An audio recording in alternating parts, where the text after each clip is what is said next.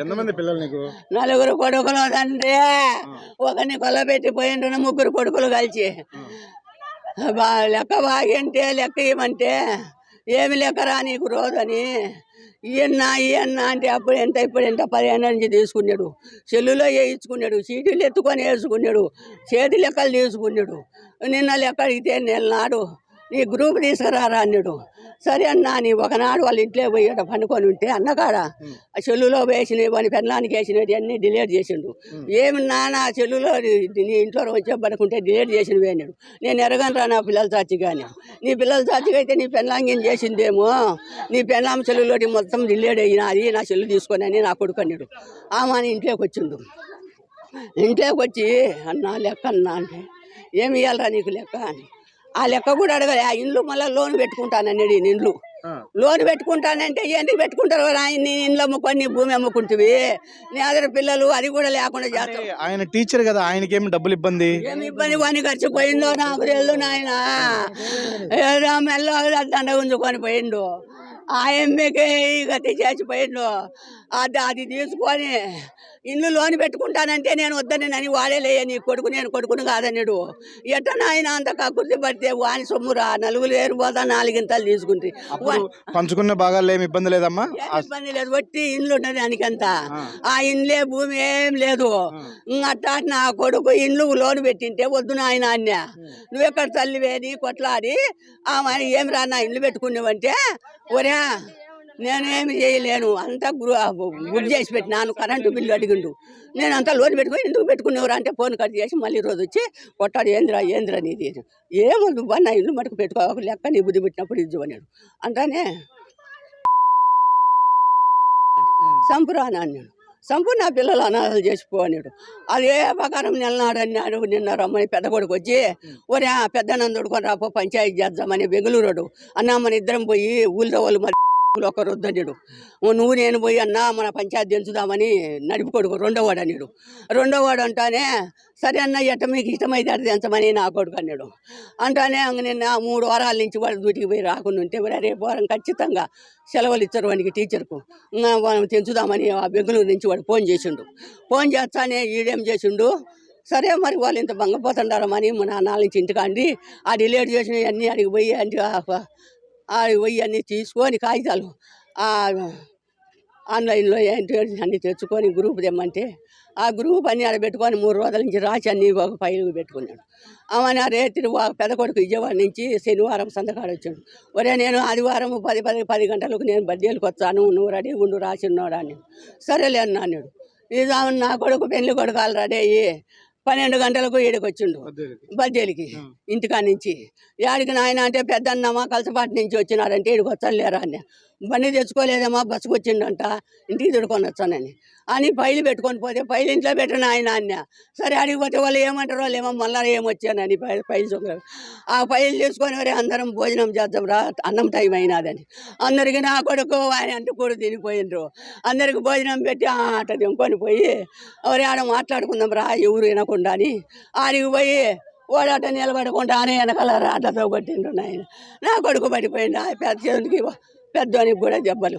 వాడు పోయి కర్నూలులో ఉండడు. ఇంకా మాకు చెప్పేది ఇచ్చేవారు.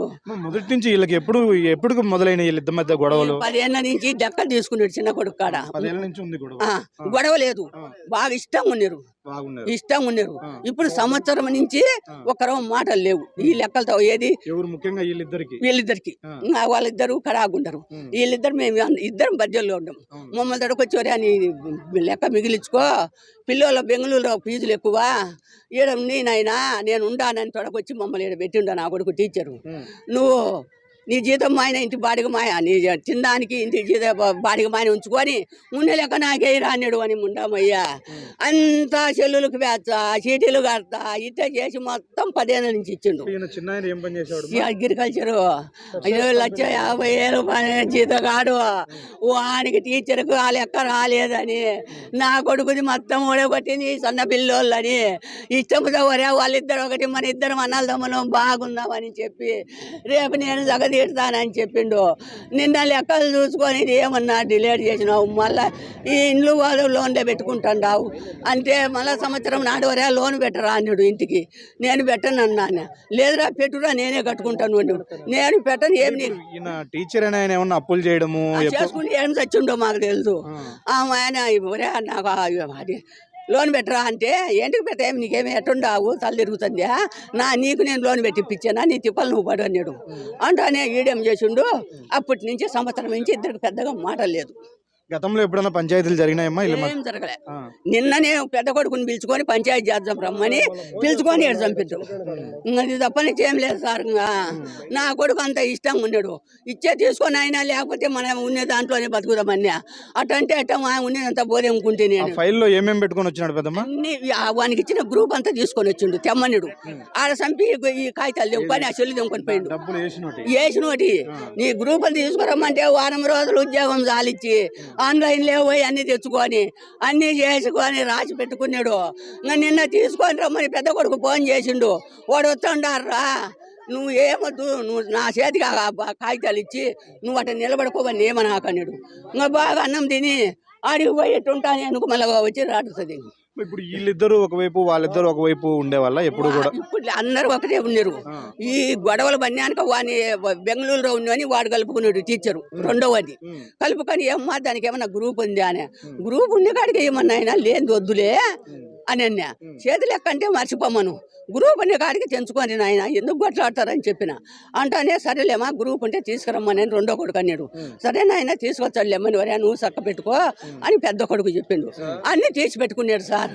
తీసి పెట్టుకొని నిన్న వచ్చానే ఆడది కొట్టి ఆ పైలు తెంకొని ఆ చెల్లు తెంకొని పోయినారు. ఇది జరిగింది సార్. నా కొడుకు దేవుని అంతటోడు, అందరికంటే మెతక కడగోటోడు. ఒరే ఇందరు ఎంగిలి పాలు తాగి వాని పంచాయతీ దించుతాం రమ్మని వాడు పెద్ద కొడుకు చెప్తే వచ్చి సరే ఎట్ట నీ ఇష్టం ఉంటే అట్ట దించమన్నాడంట. వాడిని దొడుకొని వచ్చాను, వానికి గ్రూప్ తీసుకొని వచ్చాను.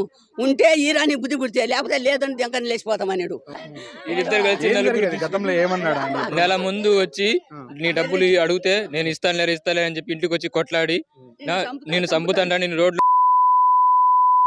వార్నింగ్ ఇచ్చాడు. వాడు బజార్లో కొట్లాడితే నువ్వు బయటకు వచ్చి నన్ను చంపురా, నువ్వు నన్ను చంపుతావేమని మా మామ కిందికి వెళ్ళాడు. కిందికి వెళ్తే వాడు చంపుతా అట్నే వెళ్ళిపోయాడు. మళ్ళీ తర్వాత అది జరిగిన తర్వాత ఇల్లు మారి అప్స్కాండ్ అయ్యి మళ్ళీ నిన్నటి నుంచి ఫోన్ చేసి 10 రోజుల నుంచి రాని పంచాయతీ తెలుసా, నీ లెక్క నేను ఇస్తానని చెప్పి పిలిపించి మళ్ళీ మా మామను పెద్ద మామని రప్పించి నేనేమంటే అంత చంపుతానని బెదిరించిన వ్యక్తిని నమ్మి ఎట్లెళ్ళాడు మళ్ళీ? అంటే మిగిలిన ఇద్దరు అన్నలు ఉంటారు, ఆయన పెద్ద ఆయన ఉంటాడు, వాళ్ళ నలుగురు మాత్రమే వెళ్దాము, మనం మధ్యవర్తి మనకి ఎవరు వద్దు, మన నలుగురు వెళ్దాము, నేను వస్తాను, నేను చేస్తాను, నేనున్నాను, నేను మీ లెక్కలని చూసి నేను చెప్తాను, నువ్వు మొత్తం నీ డైరీలో రాసుకొని రండి అని చెప్తే మొత్తం ఫైల్లో రాసుకొని మొత్తం స్టేట్మెంట్ అన్ని తీసుకొని వెళ్ళాడు సార్. వెళ్ళిన తర్వాత వాళ్ళు ఏం చేశారంటే నలుగురు ఒకసారికి వెళ్ళి భోజనం చేసిన ఎక్కడికి తీసుకెళ్ళి నలుగురే వెళ్ళారు సార్, ఎవరు వెళ్ళలేదు. నలుగురు వెళ్ళి ఫస్ట్ మా పెదమామని కొట్టారంట. పెదమామని కొట్టిన తర్వాత మళ్ళీ మా చిన్నమామని కొట్టి చంపేశారు సార్. వాళ్ళిద్దరే సార్ చంపేసింది, టీచర్ గురవయ్య, నడిపి గురవయ్య. ఆ ఫైల్ ఏమన్నా దొరికిందా? మళ్ళీ వాళ్ళు తీసుకొని వెళ్ళిపోయారు. ఫైలు, మొబైల్, లోపల ఉన్న వాళ్ళ దగ్గర ఉన్న కార్డ్స్, డేటా మొత్తం తీసుకొని వాళ్ళ దగ్గర ఉన్నది ఏమి లేదు వాళ్ళ దగ్గర. జస్ట్ మాకు కానిస్టేబుల్ ఫోన్ చేసి ఆధార్ కార్డులు పెట్టి మీరు ఇట్లా హాస్పిటల్కి రావాలి, ఇట్లా మా దగ్గర 2 బాడీస్ ఉన్నాయి అని చెప్పింటే అప్పుడు మేము ఇట్లా వచ్చింటే మాకు ఇట్లా విషయం తెలిసింది సార్. అంటే ఏమి ఆధారాలు లేనప్పుడు పోలీసులు ఎట్లా గుర్తించారు మీ వాళ్ళే? వాళ్ళ ఆధార్ కార్డు వాళ్ళ పాకెట్లో పెట్టారు. ఆ పాకెట్లు వేరే వాళ్ళు చూసి మాకు కానిస్టేబుల్ వాళ్ళ ఫోటో మిగిలిన తీసుకెళ్లారు. పెద్ద గురువేది, చిన్న గురువేది, మా చనిపోయిన మా మామది, వాళ్ళ ఆధార్ కార్డులు ఫోటోలు పెట్టి మా కానిస్టేబుల్ సార్ ఫోన్ చేసి అమ్మాయి గురవయ్య మీకు ఏమవుతారంటే మా అక్క ఉండి మా హస్బెండ్ అంటే అమ్మాయి ఇక్కడ దెబ్బలు తగిలేయండి అమ్మని చెప్తే మేము వస్తే మా మామ అక్కడికి ఆల్రెడీ చనిపోయి ఉన్నాడు. మా పెద్ద మామ దాయాలతో కడప రిమ్స్కి తెరిపించాం సార్. ఆయన ఇప్పుడు కర్నూలులో ట్రీట్మెంట్ తీసుకుంటున్నాడు. ఇది మొత్తం మీద నలుగురు ఎంతో అన్యోన్యంగా కలిసి ఉండాల్సినటువంటి అన్నదమ్ములు నమ్మించి మోసం చేసి ఈ విధంగా 2 వర్గాలుగా ఇద్దరు విడిపోయి చివరికి ప్రాణాలు తీసే పరిస్థితికి వచ్చింది. అంటే మొత్తం వ్యవహారము టీచర్గా పనిచేస్తున్నటువంటి నడిపి గుర్రయ్య దగ్గరే ఉంది.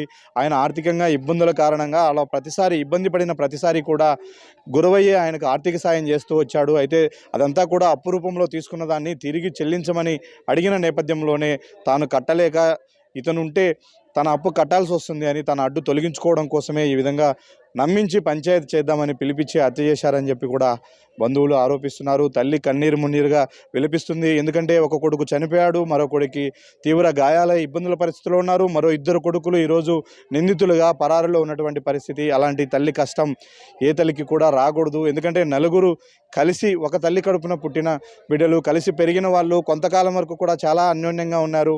కేవలము ఈ టీచర్గా పనిచేస్తున్నటువంటి నడిపి గురయ్య డబ్బుల లావాదేవీల విషయంలో జరిగినప్పటి నుంచే గొడవలు స్టార్ట్ అయ్యాయి. ఈ గొడవల విషయాన్ని మిగిలిన 2 అన్నదమ్ములపైన కూడా రుద్దారు. వాళ్ళు కూడా చెరొక వైపు వెళ్ళి సపోర్ట్ చేసుకున్న పరిస్థితి.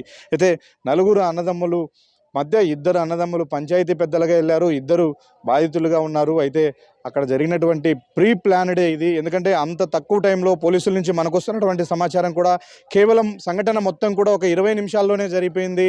హోటల్లో తిన్నారు, తిని బయటకు వచ్చారు. అక్కడి నుంచి మళ్ళీ మూవ్ అయ్యి హోటల్ నుంచి అంటే ఆ సంఘటన జరిగి అక్కడి నుంచి వెళ్ళిపోతున్న సమయానికి మొత్తం 20 నిమిషాలే ఉంది. 20 నిమిషాలు ఈ మొత్తం జరిగిందంటే ప్రీ ప్లాన్డ్గా వెళ్ళారు.